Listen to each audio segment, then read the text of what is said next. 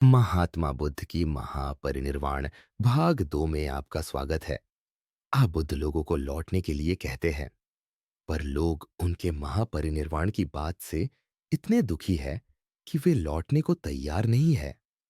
ऐसे में बुद्ध उन्हें अपनी एक निशानी देते हैं, अपना भिक्षा पात्र।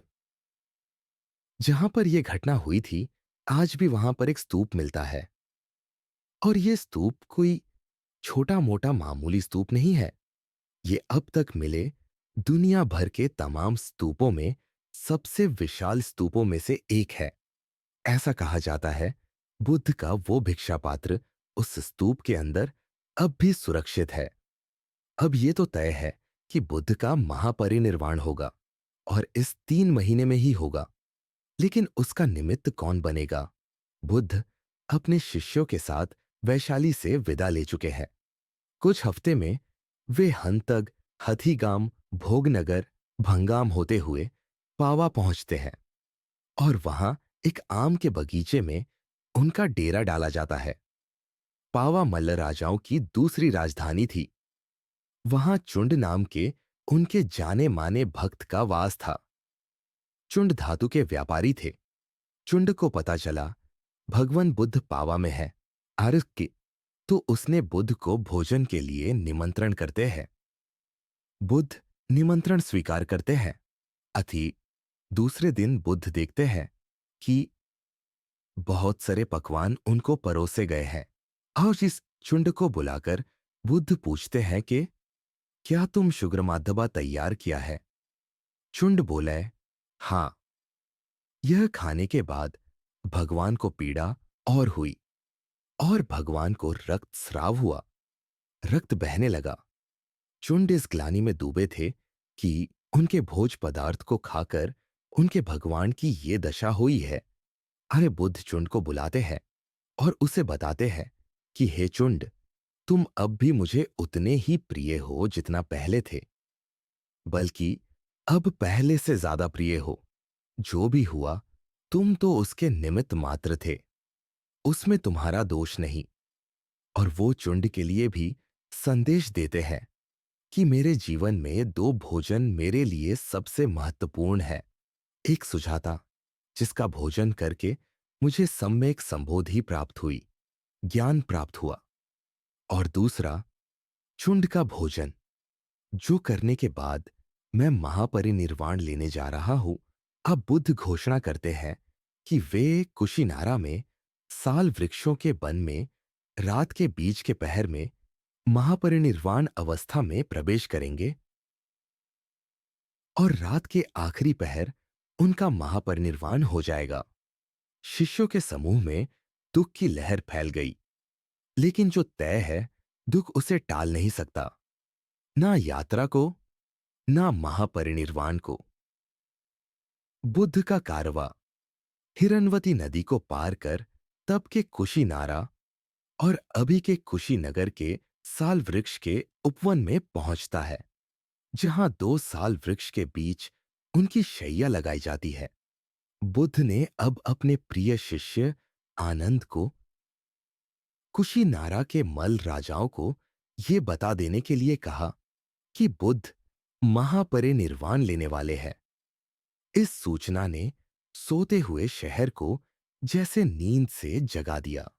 पूरा शहर आधी रात को साल वृक्ष के उस वन में जमा हो गया। बुद्ध लेटे हुए हैं। उनका सिर उत्तर की तरफ है और मुख पूर्व की तरफ। एक हाथ सिर के नीचे है, जैसे थका हुआ सिंह लेटा हो। उनकी ये मुद्रा महापरिनिर्वाण मुद्रा के नाम से दुनिया भर में प्रसिद्ध है। महापरिनिर्वाण से पूर्व उन्होंने एक बात कही जो इस कहानी का भी एक नया मोड़ है। हाँ, आनंद उनसे पूछते हैं कि महापरिनिर्वाण के बाद उनके देह का क्या किया जाए। बुद्ध बोलते हैं, मेरे देह के साथ वही करना मरणोपरांत जो चक्रवर्ती राजाओं के देह के साथ किया जाता है। अब बुद्ध ने आनंद से कहा कि महापरिनिर्वाण के बाद उनके पार्थिव शरीर को नहलाया जाए, फिर 500 कपास के वस्त्रों के तहों में लपेट के रखा जाए। दाह के बाद उनके शरीर के बचे अवशेष और राख को शहरों के मुख्य चरणाओं पर स्तूप बनाकर सुरक्षित रखा जाए और इसे वैसे ही सम्मान दिया जाए जैसे मुझे दिया गया है। बुद्ध जैसे ही महापरिनिर्वाण को प्राप्त होते हैं, एक भूचाल आता है। कुछ निर्वाण जब धरती थमती है, तब साल के वे वृक्ष फूलों से भर जाते हैं और वे फूल भगवान बुद्ध की पार्थिव देह को ढक लेते हैं। हैरानी की बात यह है कि ये मौसम साल वृक्ष में फूल आने का था ही नहीं, पर यह प्रकृति की प्रतिक्रिया थी। मानो वो इस महान पुरुष को आखिरी भाव भीनी विदाई दे रही है। 7 दिन तक उनका शरीर दर्शन के लिए रखा गया। उस समय षोडश यानी 16 महाजनपद थी और उनमें से ज्यादातर बुद्ध को मानने वाले थे। वे सब वहां पहुंच जाते हैं। बुद्ध के महापरिनिर्वाण का दुख तो था, पर उन्हें यह गौरव ही मिला था कि तथागत का महापरिनिर्वाण उनके राज्य में हुआ। उन्होंने पूरे शहर में बुद्ध की अंतिम यात्रा निकालनी चाहा। मल्लों द्वारा जब बुद्ध की चिता को अग्नि देने के सभी प्रयास विफल हुए, तब अनुरुद्ध उन्हें समझाते हैं कि बुद्ध के जाने माने शिष्य महाकश्यप 500 बौद्ध भिक्षुओं के साथ बुद्ध के अंतिम दर्शन को आ रहे हैं। तथागत चाहते थे उनका आखिरी अनुष्ठान महाकश्यप और उन भिक्षुओं के आने के बाद ही किया जाए। अंत में जब महाकश्यप और 500 भिक्षुओं की टोली वहां पहुंचती है, वह बुद्ध के बताए हुए तरीके से उनकी आखिरी रस्में करते हैं। महाकश्यप चिता को अग्नि देने के लिए मशाल लेते हैं, पर यह क्या, उनके जलाने से पहले बुद्ध की चिता खुद प्रज्वलित हो गए। ये अग्नि सामान्य अग्नि नहीं थी। ये शीघ्रातिशीघ्र बुद्ध की बची हुई देह को जला देना चाहती थी।